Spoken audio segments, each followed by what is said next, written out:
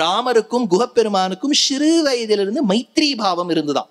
இப்பதான் முதல் முறை பாக்குறான்னு நினைக்காதீங்க. சின்ன வயசுல இருந்தே ஒருத்தருக்கு தெரியும். இவர் படிச்சுட்டு வசிஷ்டாசிரமத்தை படிச்சுட்டு ராஜ்யத்துக்கு போயிட்டார். குஹப்பெருமான் அவரால் முடிஞ்சதெல்லாம் படிச்சுட்டு காட்டுக்கு வந்துட்டார்.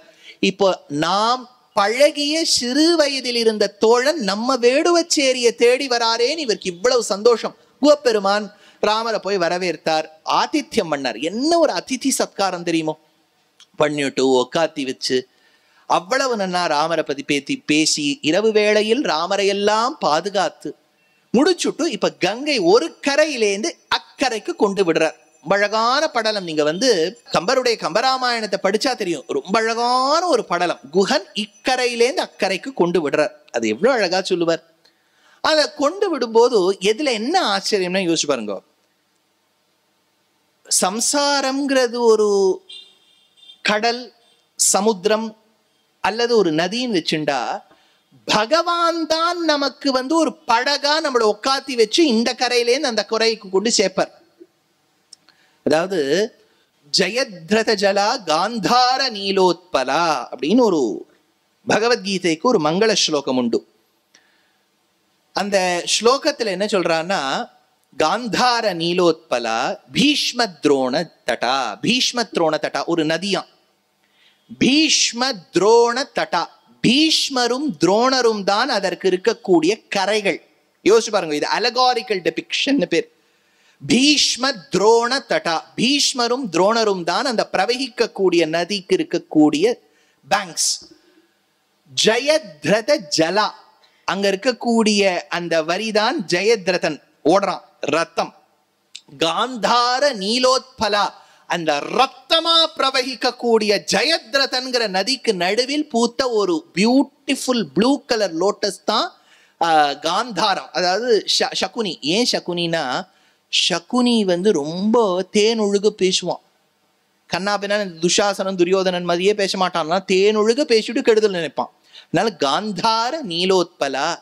ஷல்ய கிராகவதி. ஷல்யன் என்கின்றவன் ஒரு கிராகவதி, பிடிச்சு இழுக்கக்கூடிய ஒரு கரண். ஷல்ய கிராகவதி விபினி. அப்படி சொல்லும் போது ஒவ்வொருத்தரும் அந்த மங்கள ஸ்லோகத்துல வரும். அந்த உயர்ந்த அந்த நதி எவ்வளவு கொடூரமா இருந்தது. துஷாசனன், துரியோதனன், கர்ணன், விகர்ணன் இவாள்லாம் அந்த நதியில இருக்கா. பஞ்ச பாண்டவாள் இக்கரையிலேருந்து அக்கறைக்கு போகணுமா. யாருன்னர், கேசவன் தான் படகாக இருந்து ஓட்டுவனாக இருந்து இவாளை இக்கரையிலேருந்து அக்கறை சேர்த்து வச்சார். அதனால பகவத்கீதைக்கு தியான ஸ்லோகம் சொல்லும் போதும் பெருமாள் தான் படகாக இருந்து படகோட்டியாக இருந்து இக்கரையிலேருந்து அக்கறையை தாண்டி வைக்கிறார். அப்ப பெருமாள் தான் நம்மளை தாண்டி வைக்கக்கூடியவர். ஆனா இந்த பொண்ணு ஆச்சரியப்பட்டு போறா, பெருமாளான ராமரை இக்கரையிலேருந்து அக்கறை கொண்டு சேர்த்தவர் ஒரு சாதாரண மனிதன் குஹன். பெருமாள் அந்த விஷயத்தை அவர்கிட்ட கொடுத்துட்டாரு. துர்கா சூக்தம் சொல்லும் போது ஜாதவேதசே சுனவாமசோ மமரா யதோனிதா சனஃப் பரிஷதி துர்காணி விஸ்வா நாவேவ சிந்தும். நாவேவ சிந்தும், அந்த நாவு படகு மாதிரி இருக்கான் பரபிரம்மன். அதுதான் ஜாதவேதஸ். ஜாதவேதஸ்னா அக்னின்னு அந்த இடத்துல அர்த்தம்.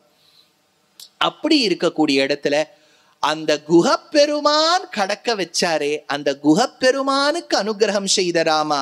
அதனால அக்கரைக்கே விட்டேனோ குஹப்பெருமாளை போலே, வைத்த விடத்து இருந்தேனோ பரதரை போலே. வைத்த விடத்தில் இருந்தேனோ பரதரை போலே.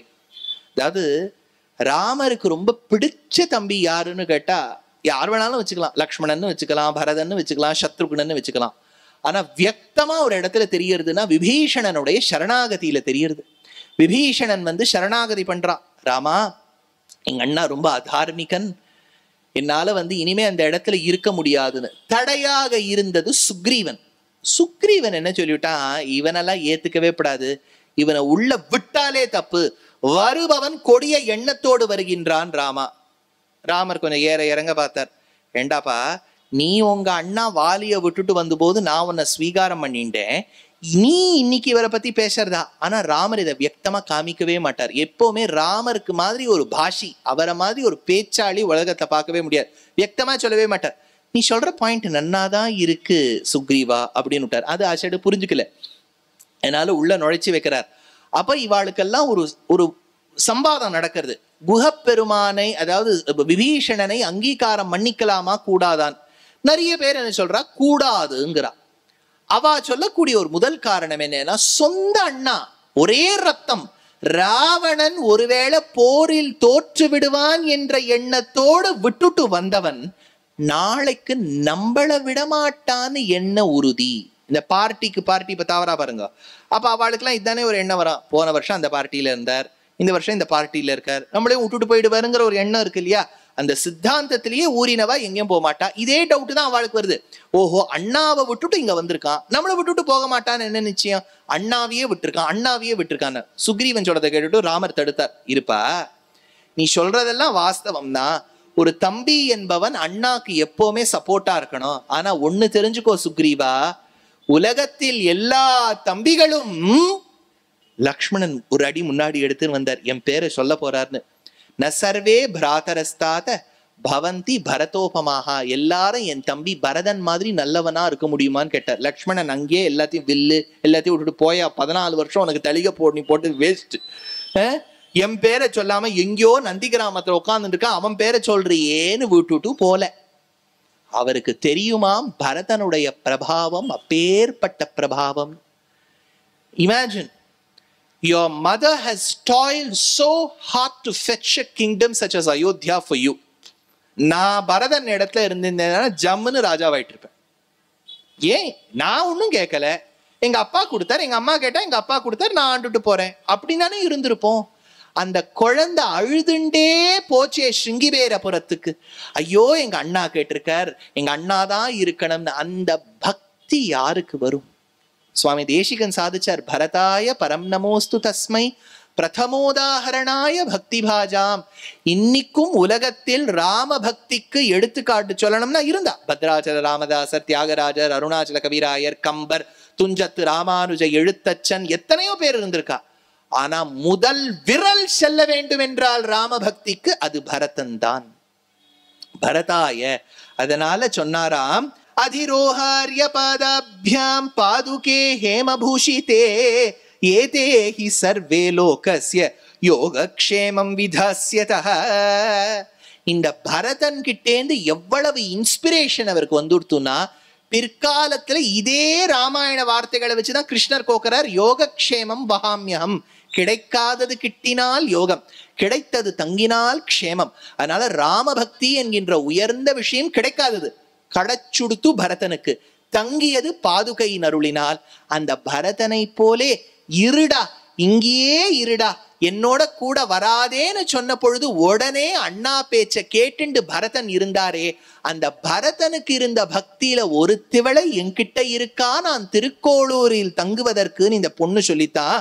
வைத்த விடத்தில் இருந்தேனோ பரதரை போலே, நான் பரதன் மாதிரி ஒரே இடத்துல இருந்தேனா, தாய் கோலம் செய்தேனோ அனசூயை போலே.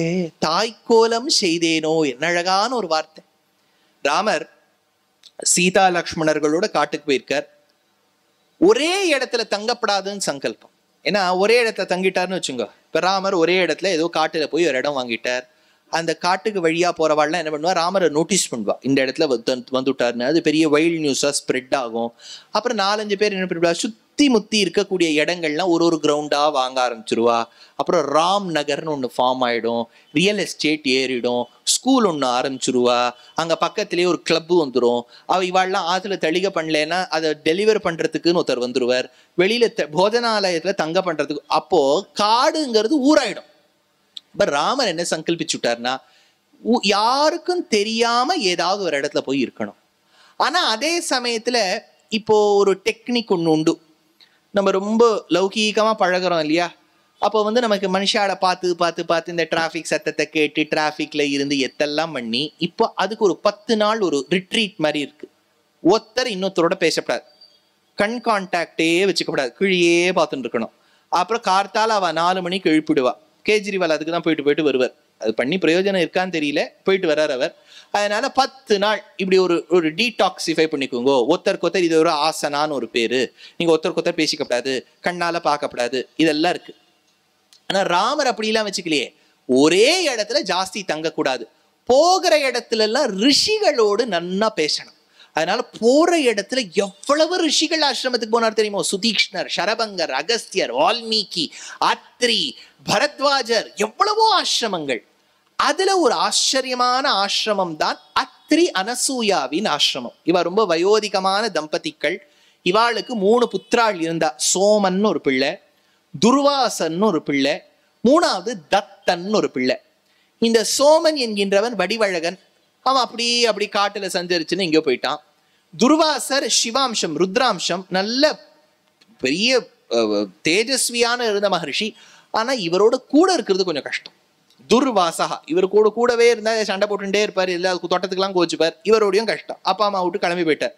3வது பிள்ளை ரொம்ப சாத்வீகம், தத்தன்னு பேர். இவன் அத்திரி பிள்ளையா இருந்ததுனால ஆத்ரேயன், தத்தாத்திரேயர்னு பேர் இவருக்கு. இந்த தத்தாத்திரேயருக்காவது கல்யாணம் பண்ணி பார்க்கணும்னு நினைச்சா அம்மா. அனசூயா தேவி எப்பெல்லாம் முடிஞ்சதோ ஷீட்டு கட்டி ஆகிறதையா பார்த்து எப்போ கொஞ்சம் மேக்கிங் சார்ஜில் வந்து 5% ரிடக்ஷன் கொடுப்பா. அது மைனஸ் GST போட்டு அதெல்லாம் போட்டு எப்படியோ பாவம் வாங்கிவிட்டா கஷ்டப்பட்டு. இதெல்லாம் வாங்கி லேபனம், பர்ஃப்யூம் வாங்கி வச்சிருக்கா. மேலே தடவிக்கிறதுக்கு ஒரு சூர்ணம். இப்போ நிறைய இருக்கே, மாய்ஸ்சரைசிங் க்ரீம்னு ஒன்று இருக்கு.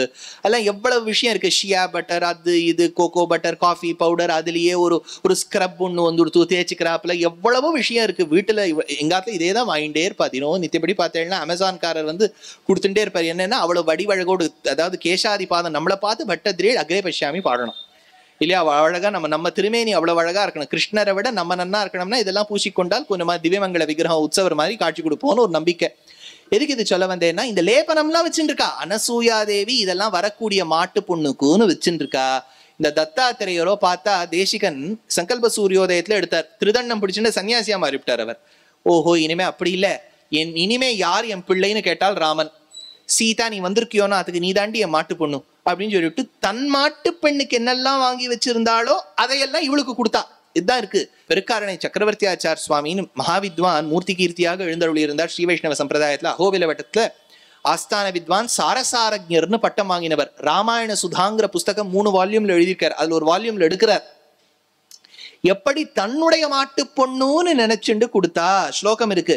தசராத்திரம் கிருத்வா ராத்ரிஹி சாயியம் மாதா இவதே அனக தாம் இமாம் சர்வபூதானாம் நமக்கார்யாம் யசஸ்வினீம் அபிகச்சந்து வைதேகி விருத்தாம் அக்ரோதனாம் சதா. இது அனசூயாவின் பெருமை. இதம் திவ்யம் வரம் மால்யம் வஸ்திரம் ஆபரணானி ச. இதம் வஸ்திரம், திவ்யம் வரம் மால்யம் நல்ல மாலை. அடுத்தது வஸ்திரம் நல்ல பட்டு. ஆபரணானிச்ச, ஏற்கனவே சீதை காட்டுக்கு போகும்போது ஆபரணம் தரிச்சுன்னு போனா.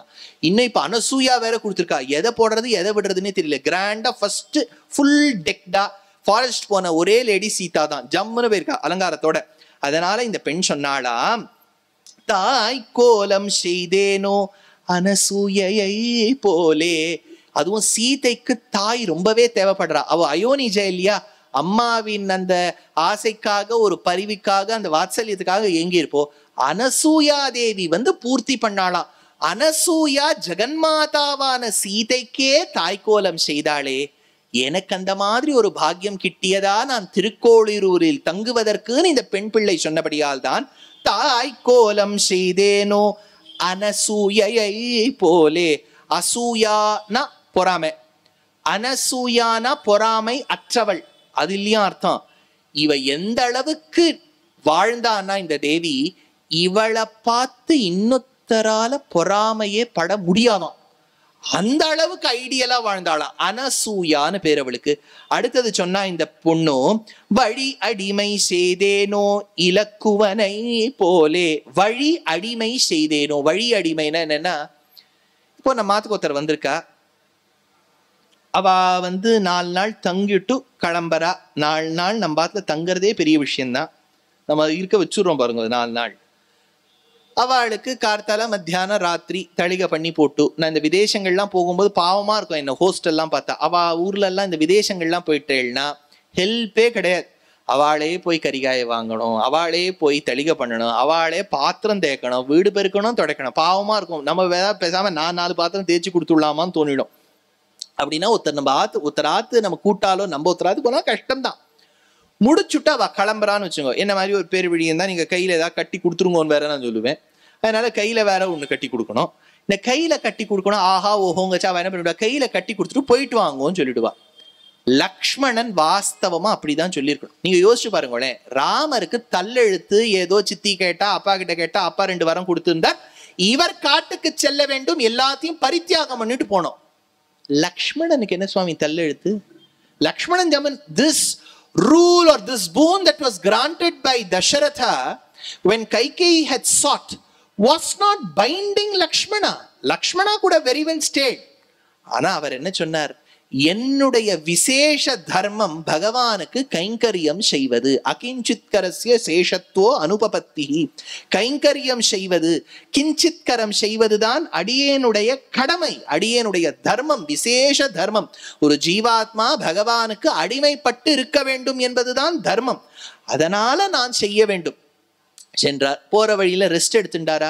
இதுலதான் பெரிய விஷயம். நான் அடிக்கடி சொல்லியிருக்கேன், திரும்பி உங்களுக்காக சொல்றேன். அது எத்தனை தடவை நான் சொன்னாலும் ஒன்னும் என் உபன்யாசத்தை யாரும் கேட்கறது இல்லை போல இருக்கு, பிடிக்கிறது இல்லை போல இருக்கு. இல்லாட்டா திரும்பி அதையே சொல்றான். லக்ஷ்மணன் 14 வருஷம் தூங்கல தூங்கல தூங்கல தூங்கல இந்த மாதிரிலாம் சொல்லி அடுத்த வரக்கூடிய தலைமுறையினரை, கொஞ்சம் வரக்கூடிய குழந்தைகளையும் குழப்பி விட்டுறாதீங்க.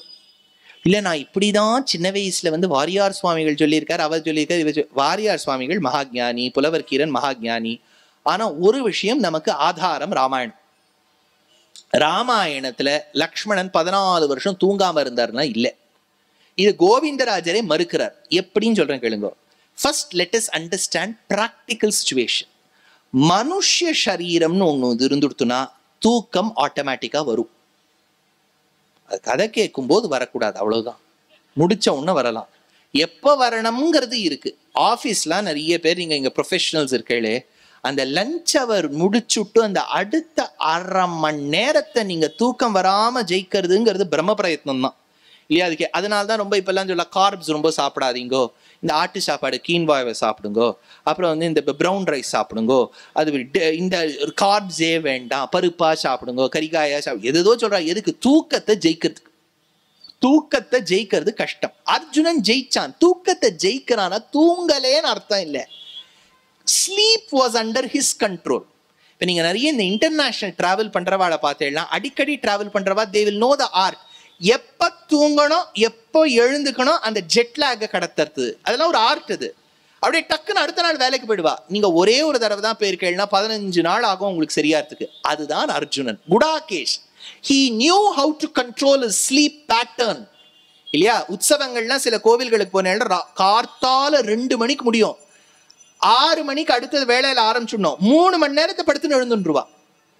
அதுதான் லக்ஷ்மணன் என்கின்றவன் 14 வருஷம் கைங்கரியம் பண்ணார்னா தூங்கவே இல்லைன்னு சொல்லப்படாது, சரியா தூங்கல. புரிஞ்சுக்கோங்க, இதை கோவிந்தராஜரே எடுக்கிறார். ஏன்னா ஒரு இடத்துல அயோத்தியா காண்டத்தின் முடிவுல லக்ஷ்மணன் தூங்கி கொண்டிருக்கும் போது கார்த்தால 4 மணிக்கு ராமர் எழுப்புறார். லக்ஷ்மணா உத்திஷ்ட, எழுந்துக்கோப்பா, நாழியா எடுத்துப்பா, எல்லாரும் வந்துட்டா, எழுந்துக்கோ லக்ஷ்மணான்னு ராமர் லக்ஷ்மணரை எழுப்புறார். அந்த ஸ்லோகத்துக்கு வியாக்கியானம் பண்ண கோவிந்தராஜர் சொல்றார், இதுலேருந்து என்ன தெரியறதுன்னா, லோகத்துல எல்லாரும் சொல்லிண்டே வராளே லக்ஷ்மணன் தூங்கல தூங்கல தூங்கலைங்கிறது அது பொய்ன்னு தெரியறதுங்கிறார்.